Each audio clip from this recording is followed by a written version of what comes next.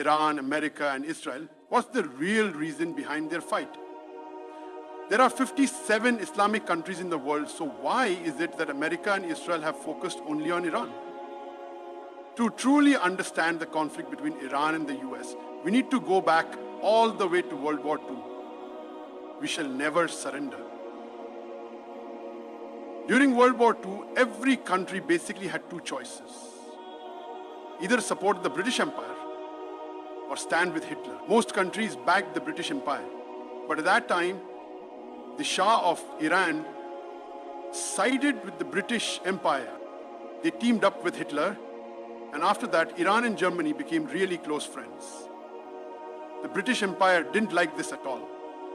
So, Britain started attacking Iran from all sides and quickly began conquering the entire country.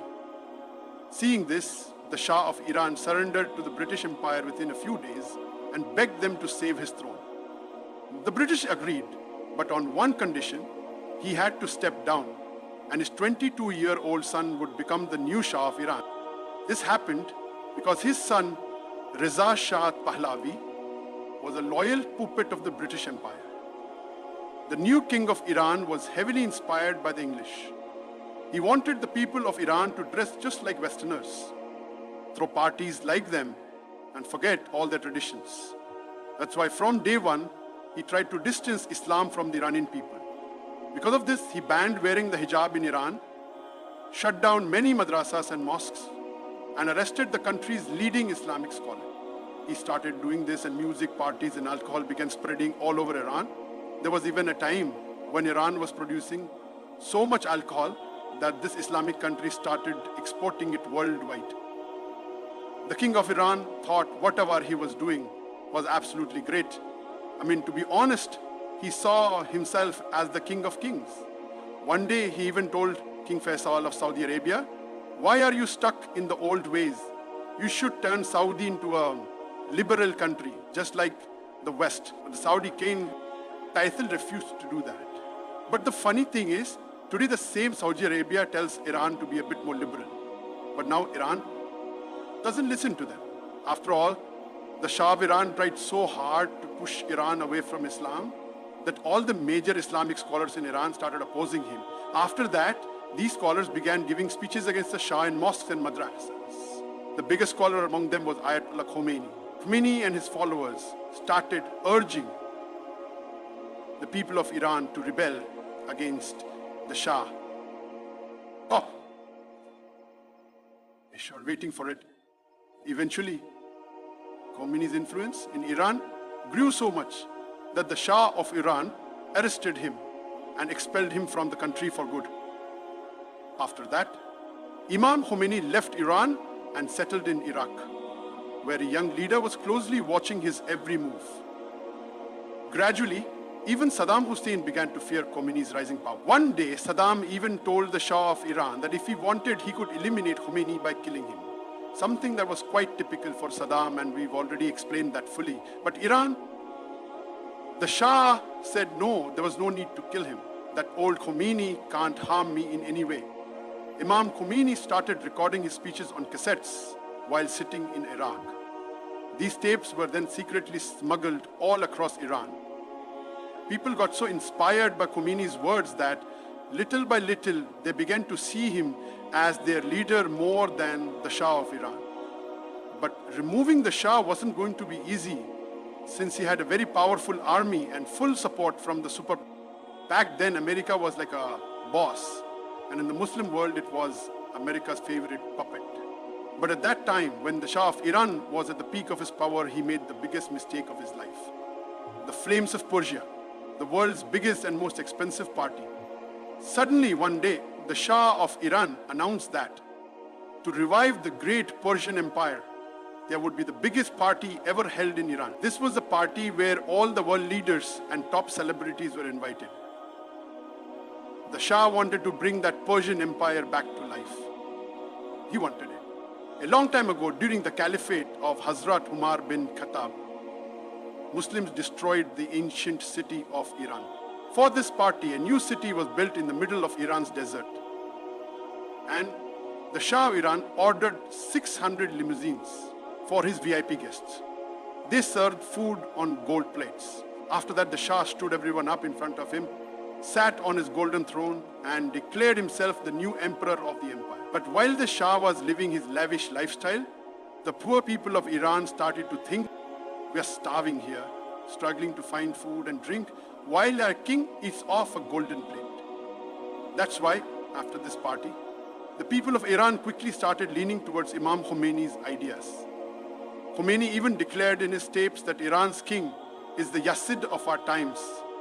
Gradually, Khomeini became so powerful in Iran that the king realized only one power could save him now, the superpower America. Just like his father before him, he went to beg the presidents of France and other countries, held a very important meeting together. At the end of this meeting, they clearly told the Shah of Iran that now no one could protect him from Khomeini. As soon as he heard this, the Shah left his country and fled for good. When Khomeini found out that the Shah had run away from Iran out of fear of him, after spending 14 years in exile, Imam Khomeini finally set off towards Iran. Never before in history had so many people gathered for any leader as they did for Imam Khomeini. People gathered to welcome Khomeini. About 7 million people welcomed Imam Khomeini in Iran, which was a world record. As soon as Khomeini arrived in Iran, for the first time, slogans like death to America and death to Israel started echoing across the country. Khomeini's followers arrested everyone in the American embassy. Khomeini even mentioned the American president by name, saying he wouldn't release those 50 people until America handed over the Shah of Iran to them. That's when the hostility between America and Iran began. But the Shah of Iran never returned. He didn't come, and after he died, his son declared himself the new Shah of Iran. Now, in Iran, Khomeini set up his new Islamic government. But as soon as Khomeini became Iran's leader, at the same time, a new leader also came to power right next door in Iraq, Saddam Hussein. The thing was, the rest of the world's leaders were really scared of Khomeini's power, because in his speeches he kept urging Muslims everywhere to rise up against their rulers. Seeing this, Iraq's leader, Saddam Hussein, following the advice of America and Arab leaders, moved against Khomeini. Saddam attacked, leading to a brutal war between Iran and Iraq that lasted 8 years. Even though Saddam had the support of the whole world, he couldn't remove Khomeini from power. And right after the war ended, Khomeini passed away. His funeral was the biggest in history, with around 10 million people attending, making it the largest gathering for any leader ever recorded in the Guinness World Records. After that, Iran's ministers came together and, after Khomeini, they chose their new leader, Ayatollah Ali Khamenei, a student of Ayatollah Khomeini, who is still Iran's supreme leader today. After the war with Iran ended, Iran's leaders realized that the US and Israel would never stop targeting them unless Iran had its own atomic bomb. But the problem was, making an atomic bomb isn't easy.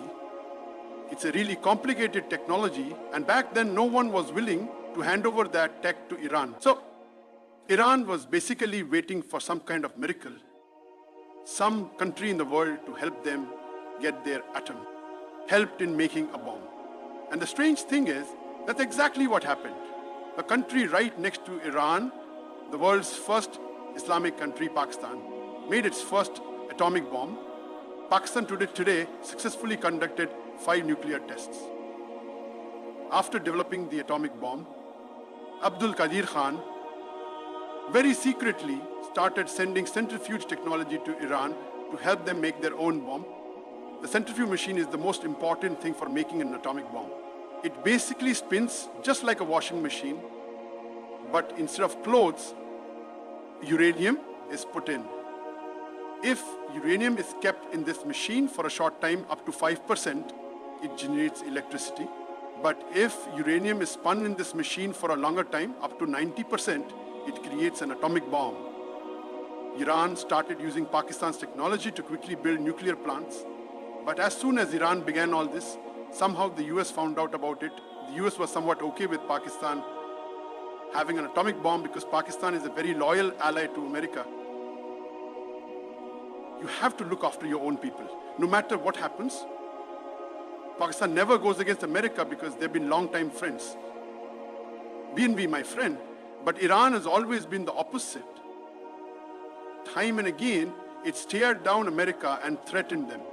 So as soon as America found out about Iran's project, the American president came out in front of the whole world and said in his speech that there are some countries trying to make chemical and atomic bombs for themselves. One being Saddam Hussein's Iraq and the other Iran under Khomeini. Everyone in the world knows by now that this was a huge lie. Shortly after George Bush's speech, America attacked Saddam Hussein, killed thousands in Iraq and toppled his regime. After breaking Saddam's rule so easily, the US realized it could accuse any country falsely and justify an attack. That's why after Afghanistan and Iraq, Iran became America's next target. And once again, the US kept repeating the lie that Iran had nuclear bombs.